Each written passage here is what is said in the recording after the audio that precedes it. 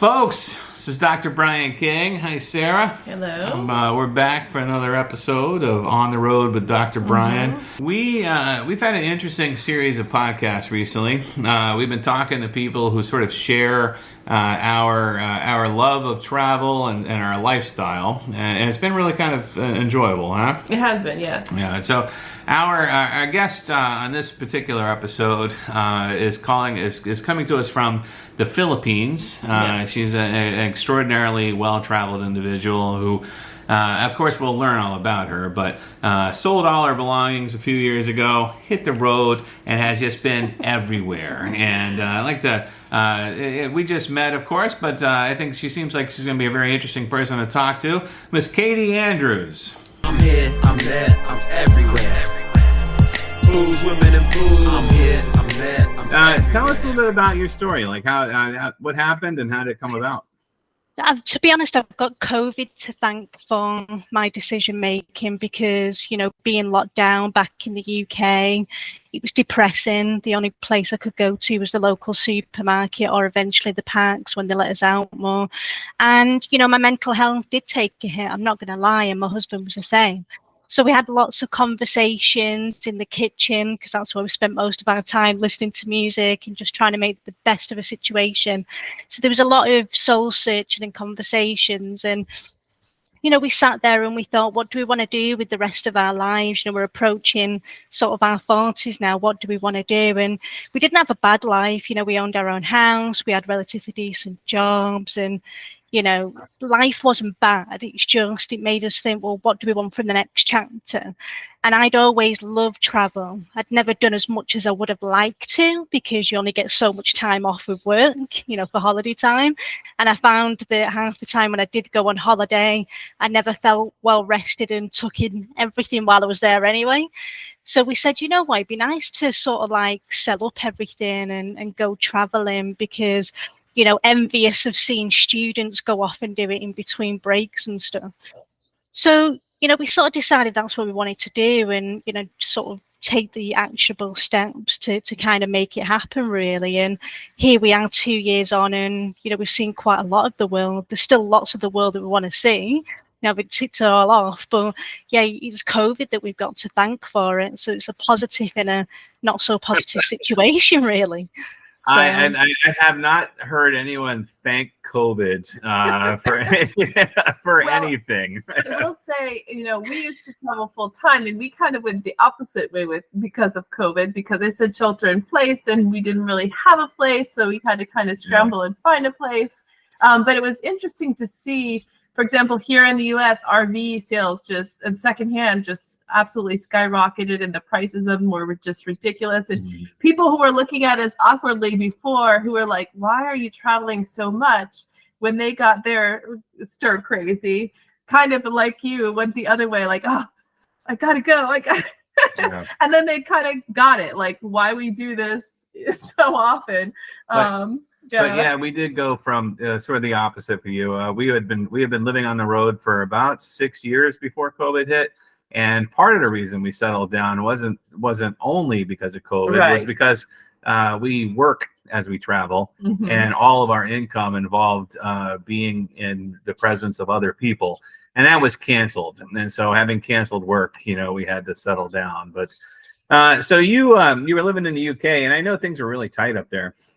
We had a lot of friends, and especially friends in London, who were posting their experiences and stuff. And so I know things were tight there. So you got out, but you sold everything. You said you sold everything. Sold everything. So I sold it. Yeah, everything. So everything in the house when the house went, and we sold just at the right time because we made a profit on the property, and then we found out that the housing situation collapsed for a bit after that. House prices go up and down, so we did it right at the right time, which is fantastic. To walk away with a profit. Yeah.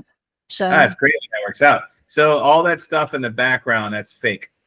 It's all fake, yeah. Otherwise, it's just a white wall with a not so pretty picture like yours in the background. So if they're going to give you something better to look at, you know. We never really sold everything. We actually maintained a storage unit of stuff, but we sold most. We of tried. Our things, We had like a timing where we couldn't. We had deadlines of work, and we couldn't quite sell everything. So we kept a few things on purpose, like this, for example.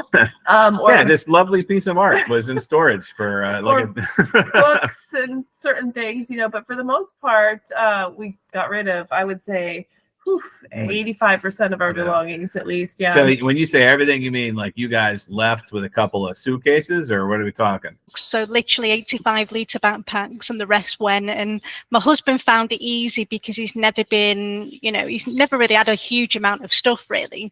But I sort of had a shocking amount of, handbags and shoes and stuff that I hadn't even worn for years and should have got rid of anyway. So when I started to get rid of it, it just felt really freeing, to be honest. I can't quite describe it. I felt emotionally and mentally free. There's something to be said about having too much stuff, Right. Some things were hard to get rid of, like pictures and sentimental stuff, but I'll pass it on to the family. It's not like it was going in the bin. So yeah, some things were harder than others, but yeah, it was really freeing to get rid of everything. It is freeing. So you freed yourself and you profited nicely, I'm assuming. And that allows you to do what? Just get into the world and travel and experience new places and, meet people, experience new cultures and, seeing how a lot of people live across the world, basically compared to what we sort of do in the UK, is an eye-opener, and it makes me feel more blessed for the things that I haven't got, Some people are so happy with just a thatched roof over their head and food on the table, Well, what I was trying to lead you at in that question is like where, like you left the UK middle of lockdown or COVID, and so where'd you end up going? So we started off in New Orleans, believe it or not. So we went over to the US for a little bit and went to California. So you left the United Kingdom during COVID restrictions. To go to the most restrictive parts of the United States. We had no idea really at the time. It's just, we were thinking, where do we want to go? And sort of New Orleans came up in conversation. So we decided to go there and eventually see friends in California. Didn't spend a huge amount of time in the US because from my perspective, I found it quite expensive compared to the UK. So swiftly kind of saw a little bit of it and swiftly got out and got to Asia and cheaper parts of the world, really. We did a little bit of South Africa, mainly to see friends again, because my husband's a gamer. He's in the gaming community, so he wanted to see a few people in that world, while we were traveling around. So yeah, we did a bit of safari in Africa, but again, didn't spend that, a huge amount of time there. We mainly wanted to get over to Asia because we like the food. My husband's a chef for 25 years, so we both got a love of Asia. So that's where we predominantly wanted to spend most of our time. And previously, before we set off traveling full time, we'd been to Australia. So it'd be nice to go back there again at some point. So yeah, mainly been around Asia for the last 2 years with a little sprinkling of, South Africa and the US. So, but my husband's actually training to become a dive master at the moment. So he's getting into the diving world and shifting away from hospitality. And he wants to kind of go up to instructor level. So he's thinking about a career pathway now. And, that'll be a nice way to sustain us long term, because we've got money, but that's not going to last forever. So we're thinking of a career pathway and see where that takes us, really. So might go and do a little bit around Europe or wherever we can get in. But Europe's a tough one because of Brexit, though. Brexit's kind of changed it for us. We can't roam freely in Europe anymore. Have you been in the Philippines for a while? Is this kind of like a home base for you at the moment? So this is the second time to the Philippines. So when my husband decided he wanted to become a dive master, we said, oh, well, where do you want to do your training? And he said, oh, I want to go to the Philippines because it does have some of the best waters in the world, some of the best diving in the world, for visibility. So we chose there. And we've been there before once previously, and we liked it. It's not too expensive to live. So yeah, we've been here a couple of months, but our visa runs out in March, and then we'll be off to Sri Lanka. So we're going to go to Sri Lanka for the first time. So that'll be interesting. What's been your favorite experience so far? I would say my personal favorite is New Orleans, and I also loved Colombia. I was really surprised by Colombia because it's got a bad reputation. And don't get me wrong, there's still elements of crime there, like there is in all parts of the world, but it surprised me. Like it's a lovely place in parts, and the crime is not as bad as people make out anymore. It's almost like they want peace now. They appreciate the tourism, and they're willing to kind of back down a little bit now.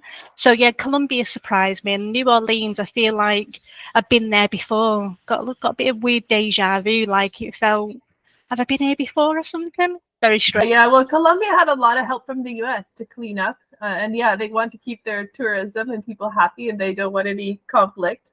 Yeah. I love that your answer was New Orleans. That is one of my favorite cities in the whole world. And I've lived there. I lived there for a few years. And in fact, I think every one of my books mentions New Orleans at some point or another.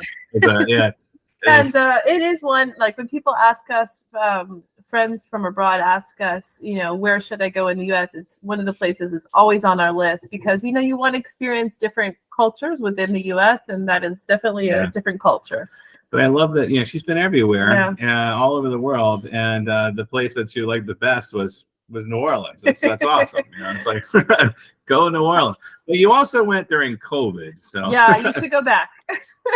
Yeah, I should go back. Yeah, absolutely. I don't think it was as busy as what it usually is. Like it was busy, don't get me wrong, but I've seen pictures of it rammed, at times. So are you guys living out of like a van or something, or are you just doing like short-term rentals? Or? So it's a mixture of short-term rentals, house sitting. We did a lot of house sitting in the US to offset the costs quite a bit.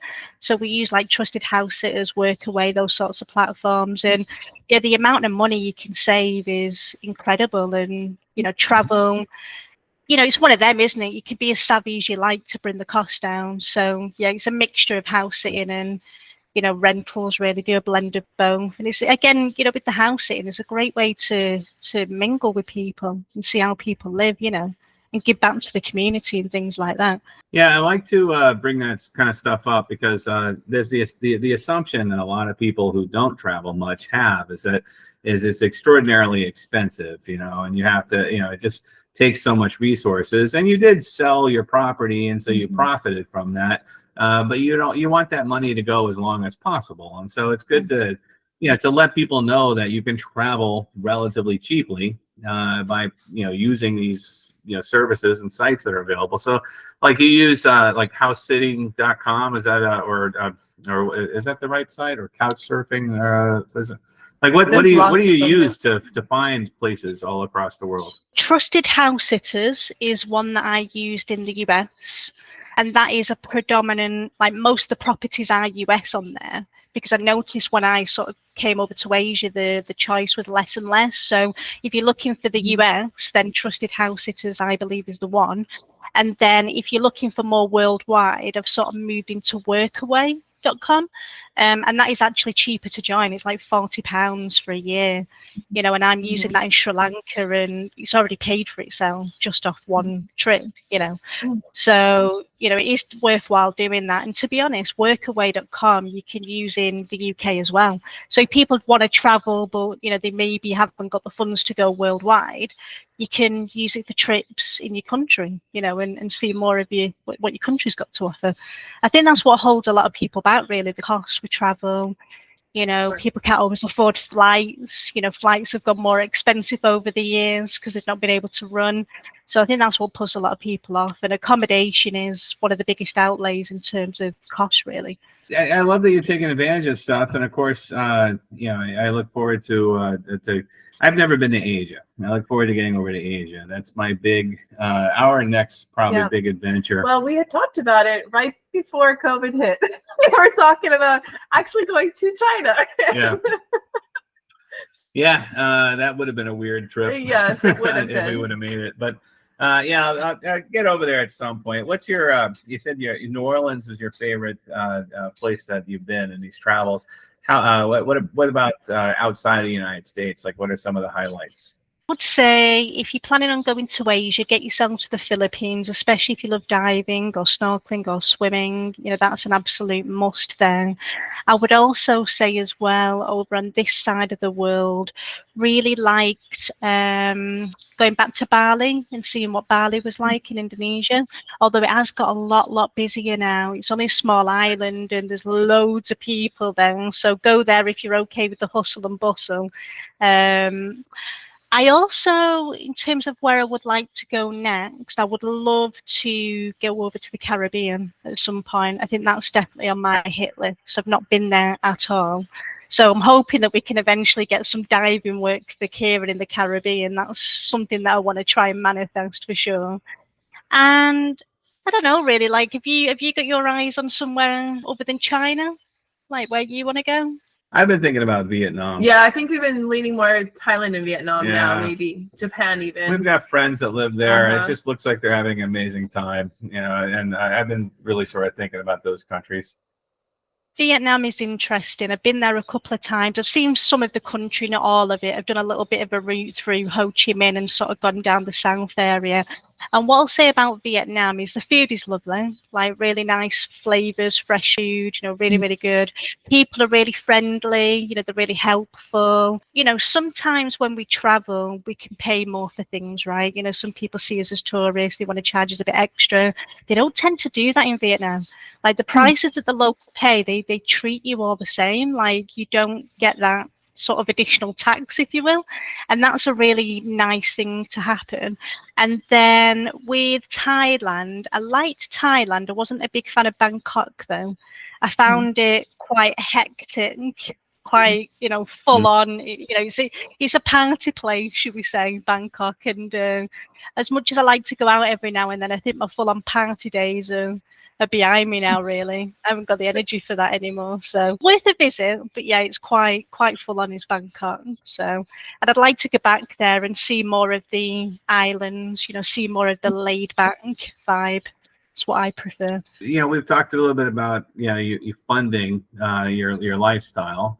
You did so by selling off your belongings and things, but you also work as a life coach. Yes. Do you maintain that practice as you travel? So it's more of a part-time venture, if you will, because I never really wanted to work full-time doing this, because I've come away for a reason. I broke away from the 9-to-5 for a reason, because I want more time freedom. Time is my most valuable asset, and I can't get time back. So I try and balance it as much as possible and do some coaching, but also do some travel as well. So, we don't need a huge income in Asia.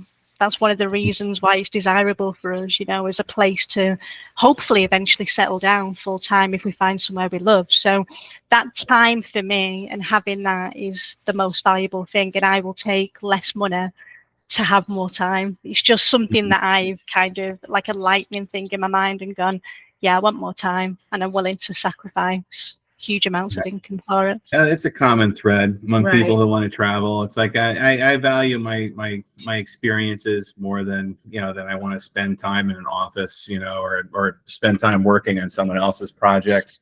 Don't get me wrong, I spend a lot of time working on projects, but at least they're my projects, like it's my podcast, it's my book, it's my whatever, and so those are all good things. But it's when you're selling your time to someone else, then it becomes a lot more valuable. And I don't think a lot of people see it that way. Yeah, and it depends on the quality too. I did quite a few job interviews here locally, and I went to one and I was like, I don't care you're paying me that much. I already feel like I'm going through the puppy mill, and I can tell that I'm not gonna like working here.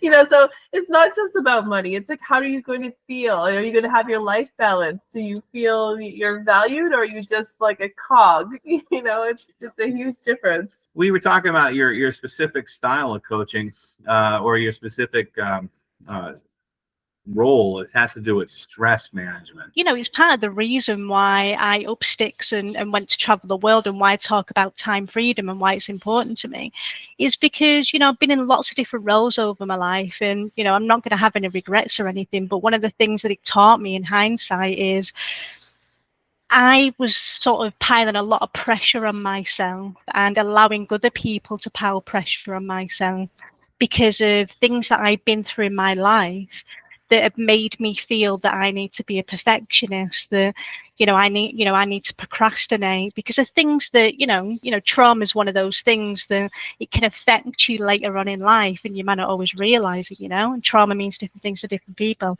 So it's only when I sort of became a coach, an accredited coach, should we say, that it really opened my mind to the things that I was allowing to happen to me. I was allowing people to treat me a certain way because I wasn't necessarily living by my true values of, respecting myself and making sure other people respect me and putting boundaries in place and stuff like that. So coaching taught me a lot when I kind of went into that world.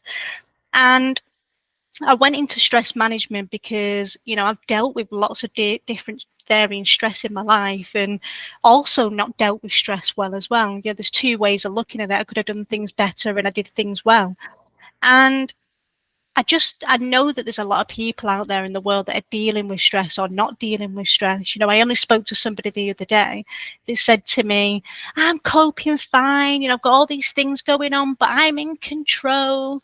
And then last night he wanted a massage and didn't come out to see us. So I can see the signs that people are dealing with stress or not dealing with stress day to day.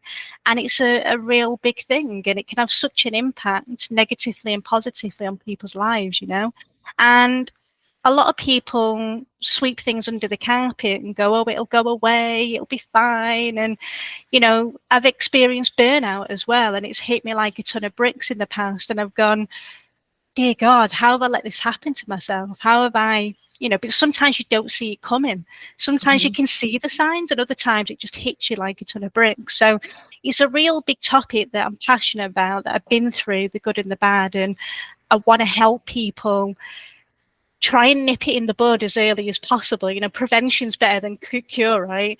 And actually sort of build on their awareness and know that they're not alone. Sometimes people go, well, I'll do it all on my own. It's fine. I don't need a coach, but that's the mind holding them back, when actually they're probably fearful of, is this person going to judge me? Is this person going to be able to help me? So, that's kind of why I went into it, really. I've dealt with it a lot, in the past. So I've written a book about managing stress, and in that book, I talked about a little bit about travel. Now, what I always say about how travel relates to stress isn't what most people think of when they think of travel and how it might relate to stress. Like, I'm not talking about, hey, you're under a lot of stress, go on a vacation, although that is something that I do recommend, but more so how traveling and just the nature of experiences that you have while you put yourself out there in the world. And you don't have to travel very far. You can just travel down the block or to the next city over, or whatever. It puts you in these situations where you have to learn how to navigate and figure out, how to do things for yourself. And every time you face some challenge and overcome it or successfully work through it, you are teaching your brain a lesson about how you can handle things. And you're developing something that psychologists refer to as psychological resilience. What I always find is that, one of the best ways to develop resilience is to be just completely bombarded by a whole lot of problems that need to be solved very quickly.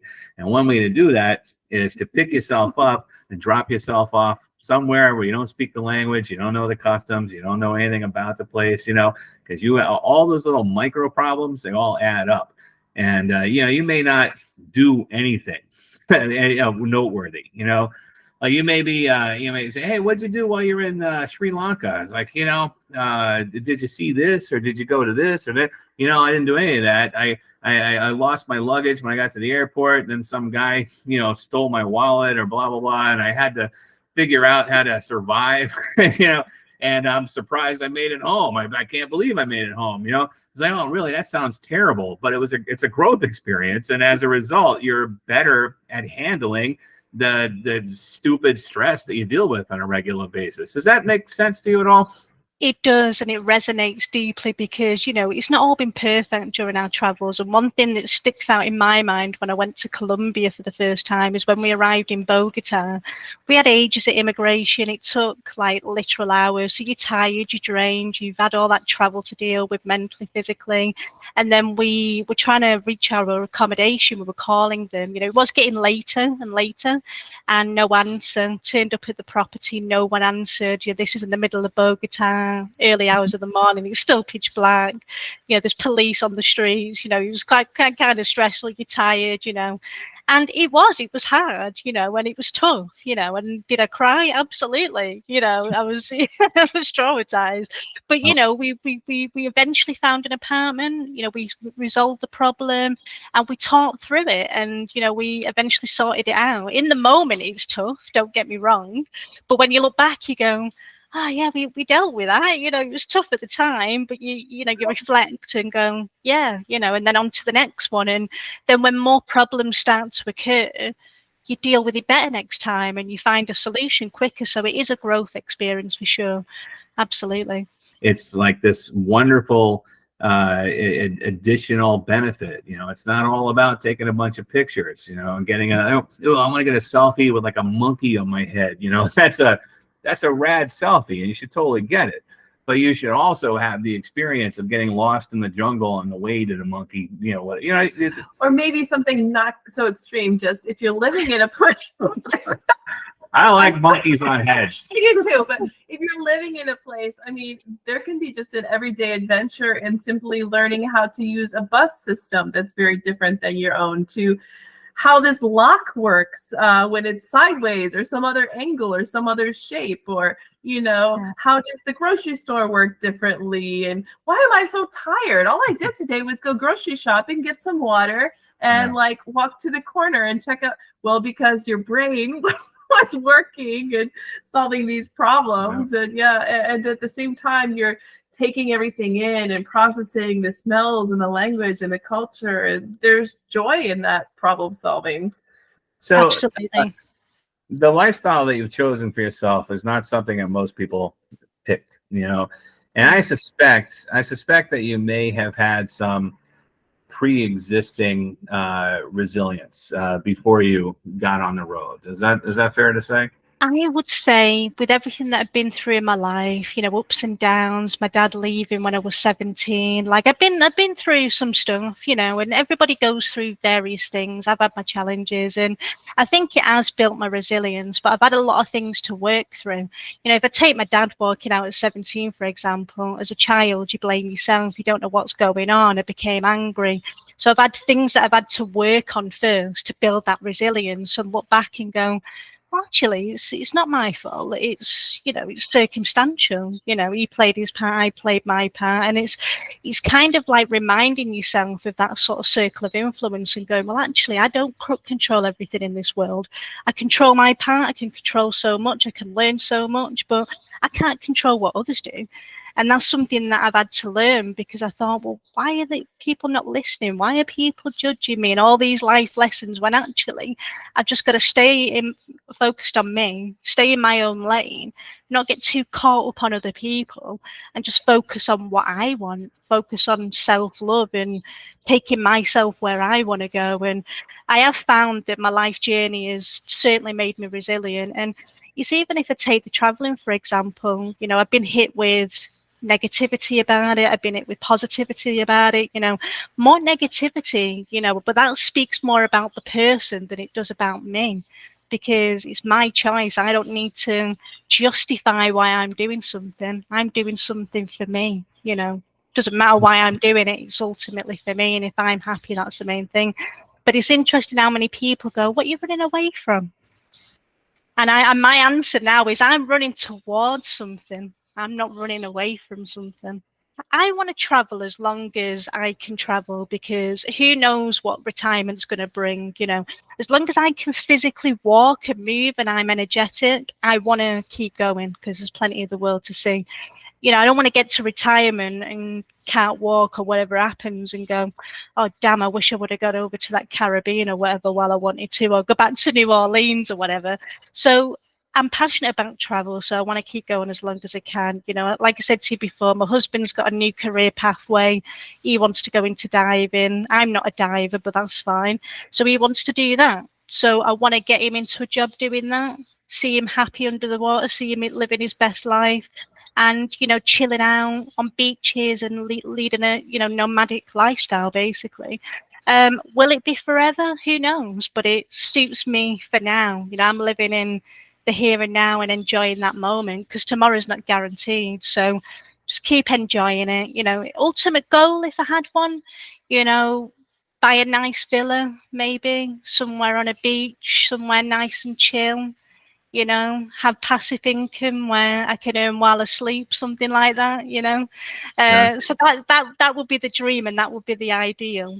But for now, just living in the moment, and yeah, just enjoying life. And then, like I say, enjoying that time that I've got in my hands, you know, for the first time ever, rather than giving my time to somebody else. So there's a practice that has just exploded in popularity over the past couple of decades called mindfulness. It comes from Buddhist traditions, and what you just described about living in the moment is basically that whole mindset. It is literally the frame of mind that you get in when you practice this, and it's something that I try to encourage people. And now we don't all need it. You know, I mean, you're clearly a very present, focused person already. I think it's just everything I've been through. But I think the travel definitely plays a part, because when you're traveling and you've got all these new experiences, and when you've got more time, I feel like when you're not rushing around all the time, it frees your mind, it opens your mind to then